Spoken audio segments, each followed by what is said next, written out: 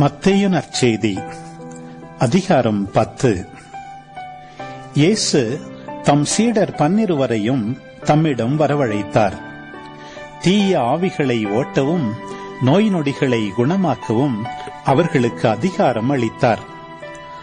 அத்திருத்தூதர் 12 பெயர்கள் பின்வருமாறு: முதலாவது பேதுரு என்னும் சீமோன், அடுத்து அவருடைய சகோதரர் அந்திரேயா, செபதேயுவின் மகன் யாக்கோபு, அவருடைய சகோதரர் யோவான், பிலிப்பு, பர்த்தலெமையு, தோமா, வரி தண்டினவராகிய மத்தேயு, அல்பேயுவின் மகன் யாக்கோபு, ததேயு, தீவிரவாதியாயிருந்த சீமோன், இயேசுவை காட்டிக் கொடுத்த யூதாசு இஸ்காரியோத்து.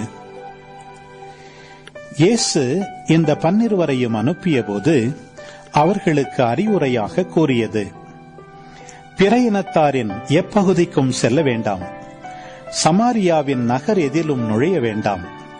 மாறாக வழி தவறி போன ஆடுகளான இஸ்ரேல் மக்களிடமே செல்லுங்கள். அப்படி செல்லும் போது விண்ணரசு நெருங்கி வந்துவிட்டது என பறைசாற்றுங்கள். நலம் குன்றியவர்களை குணமாக்குங்கள், இறந்தோரை உயிர் பெற்றெழச் செய்யுங்கள், தொழுநோயாளரை நலமாக்குங்கள், பேய்களை ஓட்டுங்கள். கொடையாக பெற்றீர்கள், கொடையாகவே வழங்குங்கள். பொன், வெள்ளி, செப்பு காசு எதையும் உங்கள் இடைக்கச்சைகளில் வைத்துக் கொள்ள வேண்டாம். பயணத்திற்காக பையோ, 2 அங்கிகளோ, மிதியடிகளோ, கைத்தடியோ எடுத்துக்கொண்டு போக வேண்டாம். ஏனெனில் வேலையாள் தம் உணவுக்கு உரிமையுடையவரே. நீங்கள் எந்த நகருக்கோ ஊருக்கோ சென்றாலும் அங்கே உங்களை ஏற்க தகுதியுடையவர் யார் என கேட்டறியுங்கள். அங்கிருந்து புறப்படும் வரை அவரோடு தங்கியிருங்கள். அந்த வீட்டுக்குள் செல்லும் பொழுதே வீட்டாருக்கு வாழ்த்து கூறுங்கள். வீட்டார் தகுதியுள்ளவராயிருந்தால் நீங்கள் வாழ்த்தி கூறிய அமைதி அவர்கள் மேல் தங்கட்டும். அவர்கள் தகுதியற்றவர்களாயிருந்தால் அது உங்களிடமே திரும்பி வரட்டும். உங்களை எவராவது ஏற்றுக்கொள்ளாமலோ நீங்கள் அறிவித்தவற்றுக்கு செவிசாய்க்காமலோ இருந்தால் அவரது வீட்டை அல்லது நகரை விட்டு வெளியேறும் பொழுது உங்கள் கால்களில் படிந்துள்ள தூசியை உதறிவிடுங்கள். தீர்ப்பு நாளில் சோதோம் கொமோரா பகுதிகளுக்கு கிடைக்கும் தண்டனையை விட அந்நகருக்கு கிடைக்கும் தண்டனை கடினமாகவே இருக்கும் என நான் உறுதியாக உங்களுக்கு சொல்கிறேன்.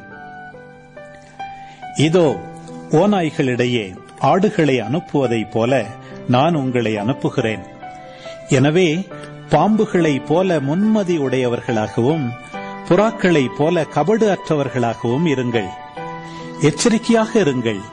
ஏனெனில் மனிதர்கள் உங்களை யூத சங்கங்களிடம் ஒப்புவிப்பார்கள்.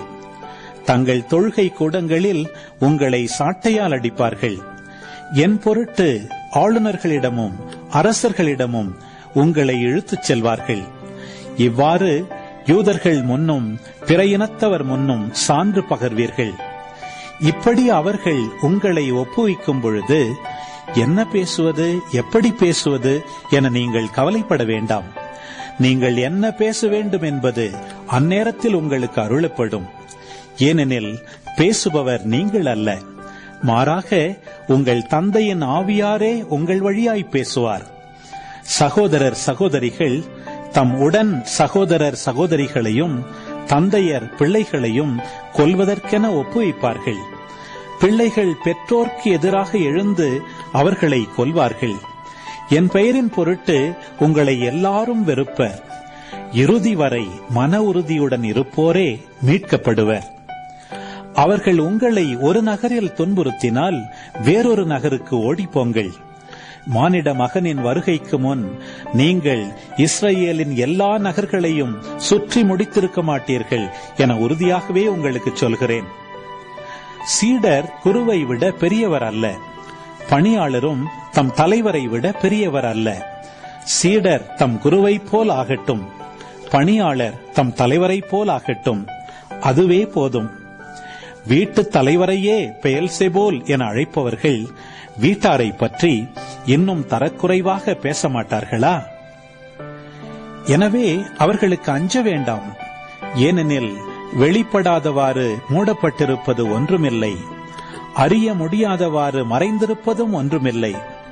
நான் உங்களுக்கு இருளில் சொல்வதை நீங்கள் ஒளியில் கூறுங்கள், காதோடு காதாய் கேட்பதை வீட்டின் மேல் தளத்திலிருந்து அறிவியுங்கள்.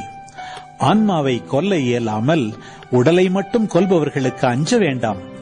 ஆன்மாவையும் உடலையும் நரகத்தில் அழிக்க வல்லவருக்கே அஞ்சுங்கள். காசுக்கு 2 சிட்டுக்குருவிகள் விற்பதில்லையா? எனினும் அவற்றுள் ஒன்று கூட உங்கள் தந்தையின் விருப்பமின்றி தரையில் விழாது. உங்கள் தலைமுடியெல்லாம் எண்ணப்பட்டிருக்கின்றது. சிட்டுக்குருவிகள் பலவற்றை விட நீங்கள் மேலானவர்கள். எனவே அஞ்சாதிருங்கள். மக்கள் முன்னிலையில் என்னை ஏற்றுக்கொள்பவரை விண்ணுலகில் இருக்கும் என் தந்தையின் முன்னிலையில் நானும் ஏற்றுக்கொள்வேன். மக்கள் முன்னிலையில் என்னை மறுதலிப்பவர் எவரையும் விண்ணுலகில் இருக்கிற என் தந்தையின் முன்னிலையில் நானும் மறுதலிப்பேன். நான் உலகிற்கு அமைதி கொணர வந்தேன் என எண்ண வேண்டாம். அமைதியே அல்ல, வாளையே கொணர வந்தேன். தந்தைக்கு எதிராக மகனையும், தாய்க்கு எதிராக மகளையும், மாமியாருக்கு எதிராக மருமகளையும் நான் பிரிக்க வந்தேன். ஒருவருடைய பகைவர் அவரது வீட்டில் உள்ளவரே ஆவர்.